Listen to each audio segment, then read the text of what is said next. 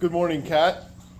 I have your fountain flowing on a basin like the one you'll get, and I've got it running on a shop pump here, but we've got a brand new 350 gallon per hour pump, Pondmaster magnetic drive pump here that we're going to send you. It's got a 5-year warranty. We also have I'm going to give you 2 lighting kits. Usually we light them up with 3 lights, so I'm going to give you 2 kits of 3 lights. These 3 lights are all coming off of one lead, which plugs into this splitter, and there'll be another lead like this in the other box of lights that you plug into the other splitter. I have removed the 6-watt transformers from the box that comes with this kit. A 6-watt transformer should be enough to run 3 of these 6-watt lights, but I always know that the first thing that fails is the transformer. So I got you a 20-watt transformer that'll do a good job of running these lights. And so I just take these guys and put them in a bucket, and then when someone ends up having a need for, just running 1 light or a set of 3 lights, then I give them extra transformers. But you got a 20-watt transformer, and that should be fine. The new box for the splitter and the transformer, I'll send both of these boxes along. And what we typically do is we just cut off part of the box that identifies the product, and you can keep that with your receipt from me, and that will prove your purchase, and you can register it. You get a little orange card in the box there that will be what you send in for your warranty registration. All right, here's the box that we're going to ship it in. Jason built this yesterday. We just got to put the 2 sides and the top on it still. I'll load that up on my truck, and then we'll load the box with the components of your fountain one at a time. Take it to the freight terminal, and they'll offload it.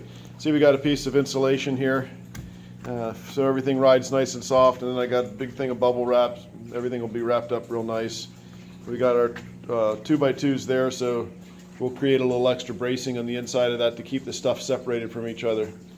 But let me turn off this pump here, and I'll give you a little tutorial on this.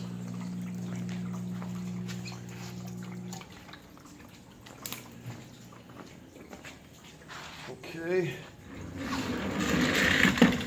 All right, Kat, on the right side of this fountain, this grating is cut. Of course, this part is going to go, you'll have the basin, but this part we're going to ship to you. So the grating is cut here on the end, so that all you have to do is remove the smallest column if you ever want to get inside. You can take this one, the hose off of here, remove this guy aside, and then you can lift this access panel out and get to the pump should you ever need to get to the pump. The pebble that's on top of that you'll just move over, and that way you don't have to move the whole fountain aside to get to the pump. We have brass ball valves submerged right in the concrete footing. I think I explained this to you before. They're held on by a handle with a nut, and so we take all those nuts off, and I'll give you a couple of these handles you can use as a wrench to adjust the flow.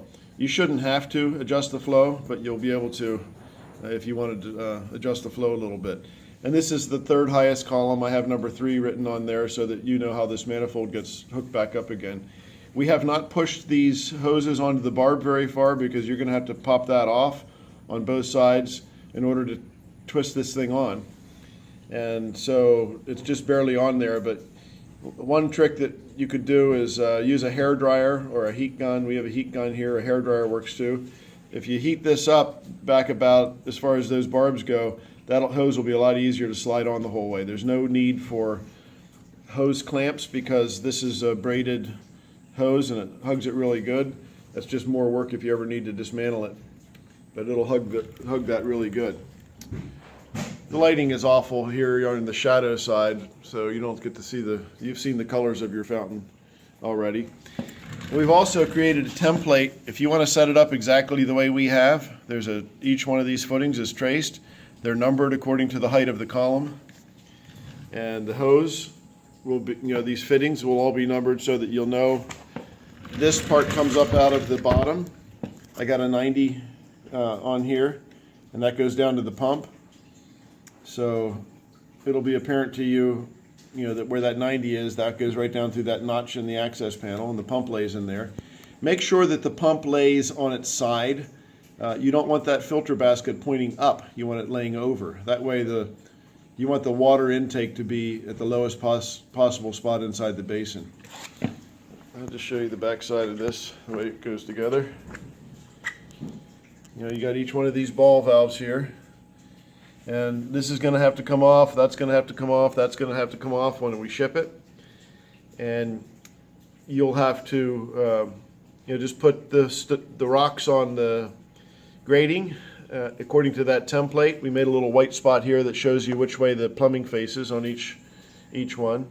See, that's got a white spot, that's got a little white mark there showing you which side the plumbing comes off. And it'll be apparent they'll only fit one, because these are irregular shaped footings, they'll only fit one way. And that should make it pretty easy. Now when you dig this basin in to the ground, you want to keep this lip, Cat, above grade a little bit, just a hair, just so that the groundwater can't flow in. If that's at all above grade, then it won't be able to flow in. Now depending on how hard your rock or your soil is to dig, you told me it's kind of rocky, this could actually set a little bit high and then use the backfill from lower down, to taper up to here. But there you go. That's a nice fountain. I'm going to have a little separation anxiety, I think, shipping it off. I feel like I'm selling my child. But you have any questions on the day when you install it, feel free to call me. I think it should be pretty straightforward. And you'll just put the lights wherever you want. But what I typically do is shine a light toward each column. And then you may want to put one in the back, shining up through the middle, to kind of illuminate the insides of these. And then you want to try to hide the lighting a little bit so that you're not looking at a bright spot, like a hot spot. But you can spread the 6 lights out however you want on these 5 columns. And if you want to put 2 in the back and 4 in the front, or however you want to do it. All right, Cat. Take care. Oh, I tried to finish before I sneezed. Sorry about the sneeze. Take care. Let me know if you have any questions, and I'll get this shipped today. Take care. Bye.